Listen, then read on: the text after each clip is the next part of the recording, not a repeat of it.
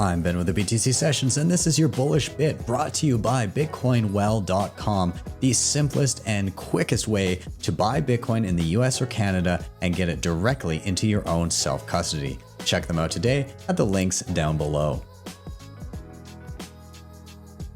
My brand is about hyperbitcoinization. It's been on my mind over the last little while. In the Bitcoin community, you have this, there's a fair amount of sort of battle-hardened skepticism and I don't want to say jadedness, but like the longer people are in Bitcoin, the more they get wise to like, let's just be patient about this thing. Let's have the right level of optimism versus realism. And I think what happens on that as an offshoot is the notion that since hyperbitcoinization hasn't happened as an overnight event, that might mean that it's not happening or it might not happen ever. And my opinion of taking stock of everything that's going on as an observer of the ecosystem and everything that's coming is we are living in hyperbitcoinization right now. And it started with the Genesis block.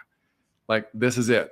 It's not going to be an event. It's not like Christmas Eve where we're going to wake up, and it shouldn't be, because if it did, that would probably be so insane that like the world's not ready for overnight hyper-Bitcoinization. It's less like Christmas. It's more like puberty. You know, it's a process and it's going to take time. This thing is going to take some time to unfold.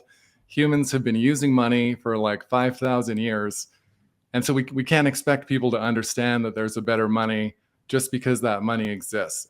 You know, Bitcoin is, among other things, the sum of human action. And we observe that action and we contribute to it. And it's that part that drives the adoption and the evolution of how money and our understanding of money works.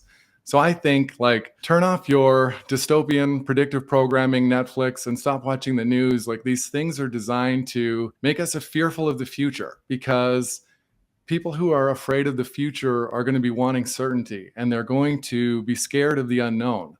And so the reason why we have these things happening in the media is because we have the greatest technological source of optimism that could ever possibly have existed in our hands. It's like we have the plans to the Death Star, and we're sailing away, and they know we have it. And you know, this bent on focusing on things that are negative, and there's a lot of reason to do it, you know, ignores the pending ETFs. And we even see debates about whether or not the ETFs are going to be a positive thing. Like, yes, making it very easy for huge organizations to buy Bitcoin en masse is going to be a positive thing in the short term. Trust me. FASB, making it easier for companies to hold Bitcoin in their corporate balance sheets. This is a big deal.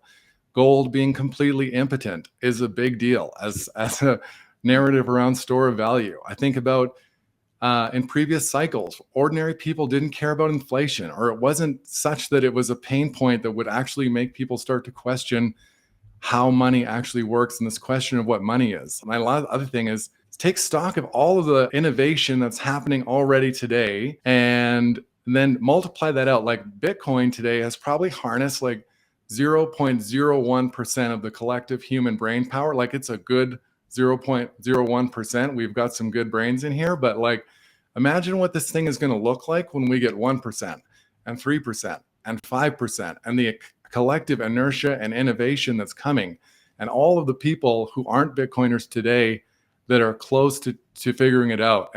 And you know, when I think about block rewards, we're one small company in one small town in Canada, and we're building something really cool.